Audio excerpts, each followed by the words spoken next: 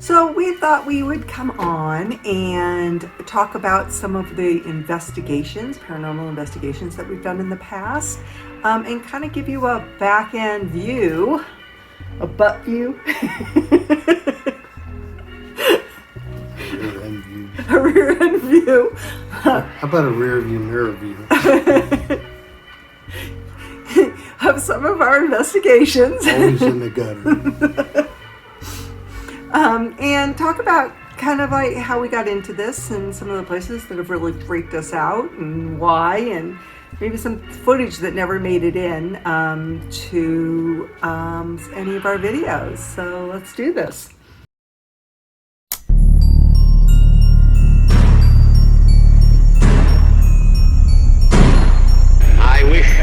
I wish indeed that my mother, whose memory I cherish across the veil of years, could have been here to see me.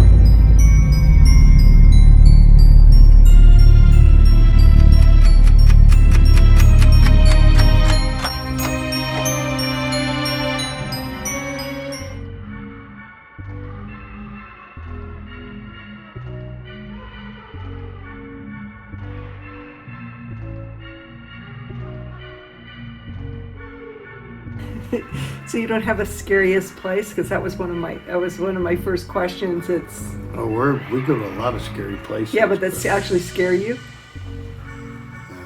Yeah. Well, I have because this one leaves me by myself all the time because spirits like to talk to me, and so a lot of times when he's in a room, they won't talk to me. And so I get left behind quite a bit, and it's freaky. Yeah. It's scary. Scariest thing I've run into was that place in Galveston, in the bar. It closed at 9. That is scary.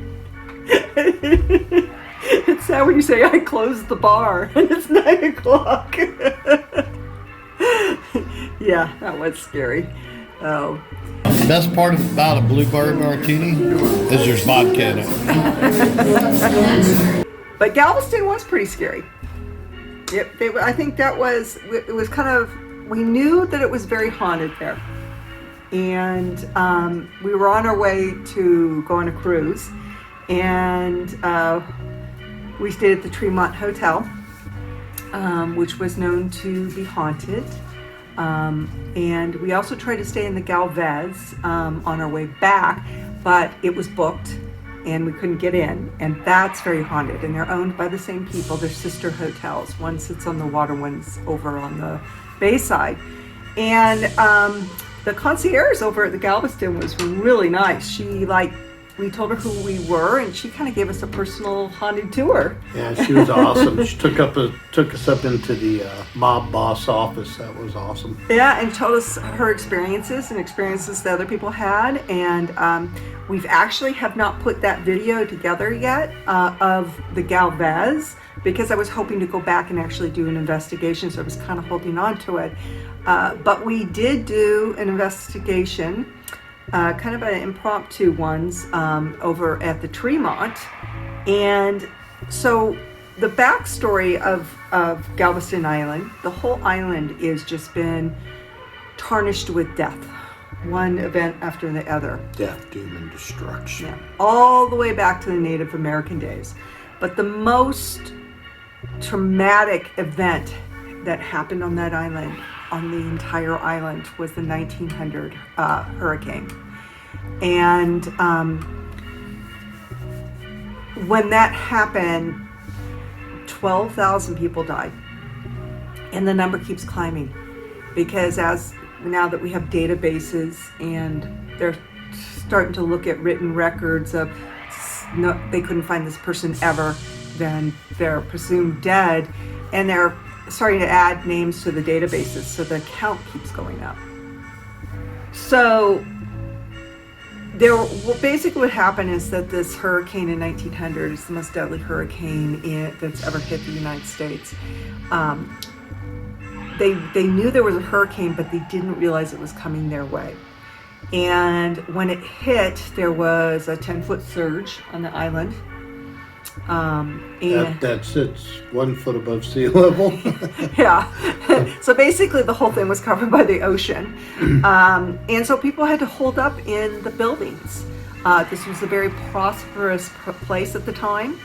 And so people would go onto the 3rd and the 4th floors to hold up in these concrete buildings as the ocean went by them, and bodies.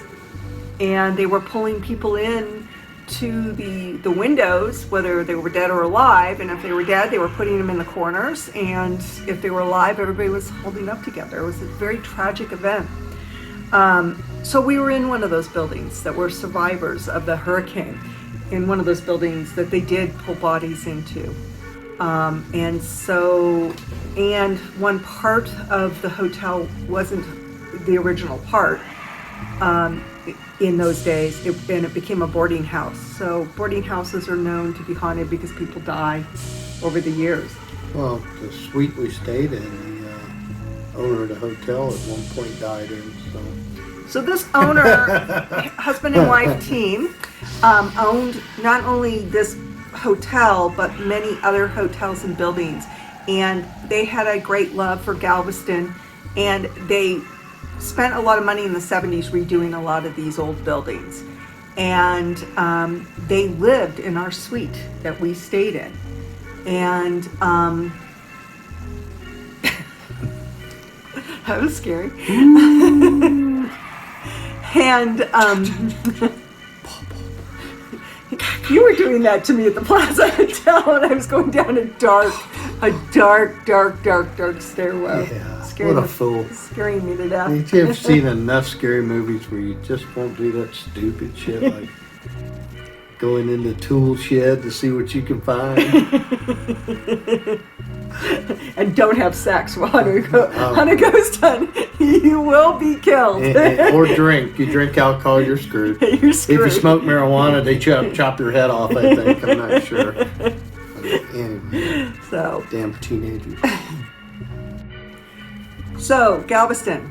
So, Mr. Martini here went downstairs to do something, go get some luggage or whatever, and left me in the room by myself. I was in the bar. Probably. And all of a sudden, I was laying on the bed because we were exhausted, and something jumped.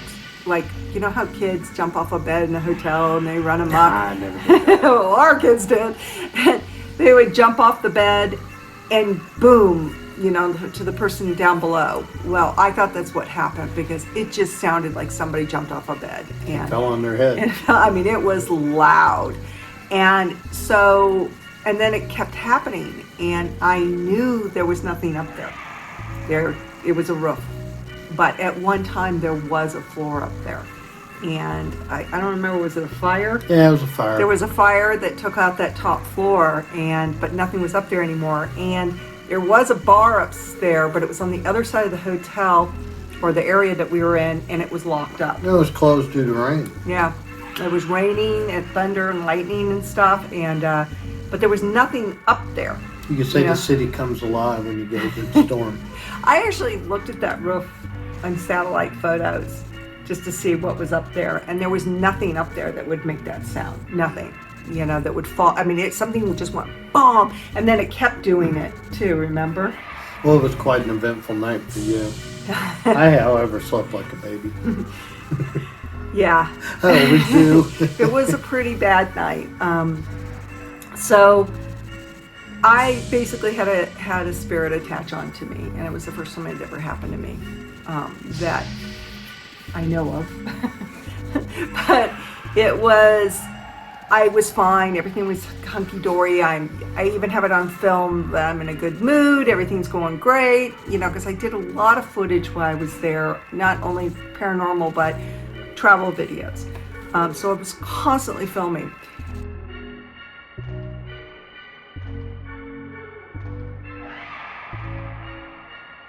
Now, guests have also reported that during storms, rainstorms and lightning storms, that they get sense of dread and crying and moaning. And that makes so much sense because people held up in this building during the 1900 hurricane.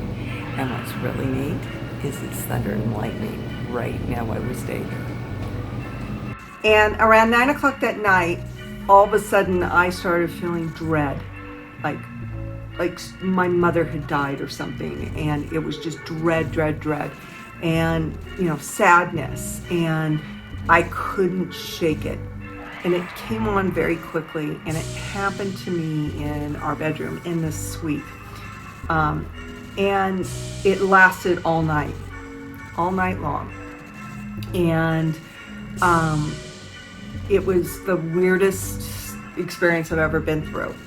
And so the next morning, I finally got a couple hours sleep, and I was awoken the next morning. And I could hear what I thought was Mr. Martini shuffling in the foyer.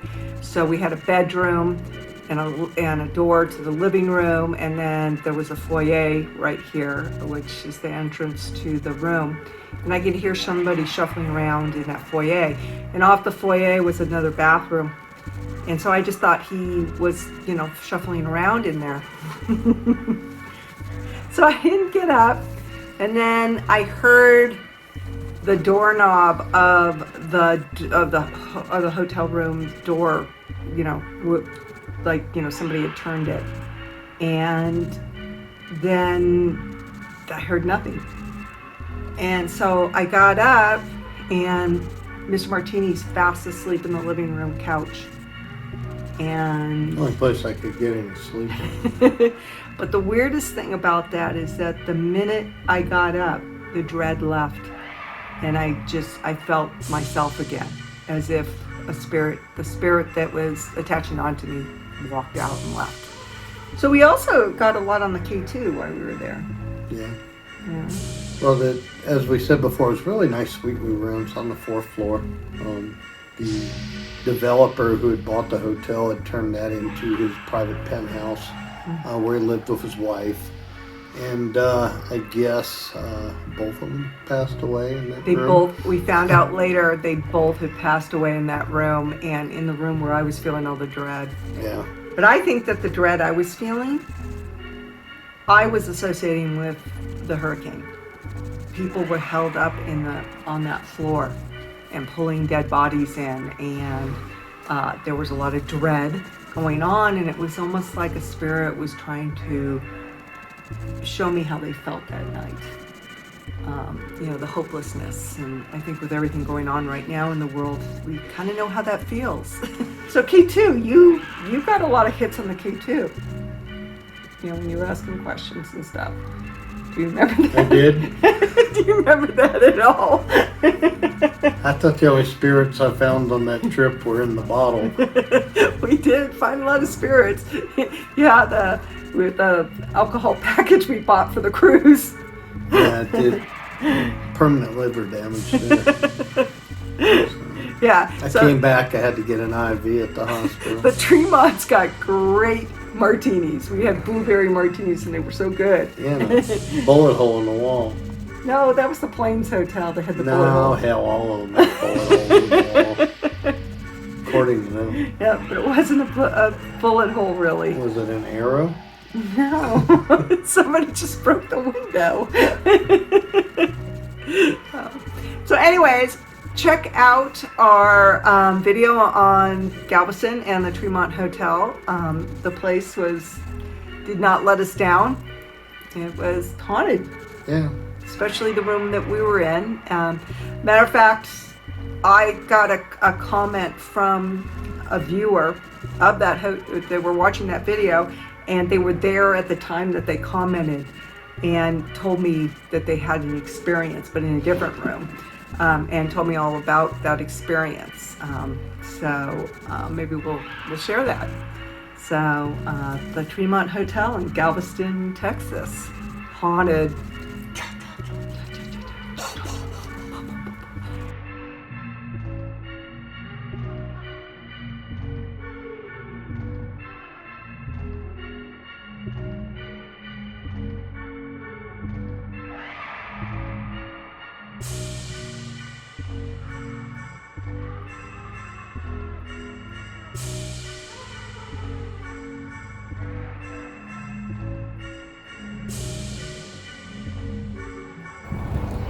Make sure to check out the links in the description. They help support this channel. And thank you so much for coming by. You have no idea how much we appreciate it.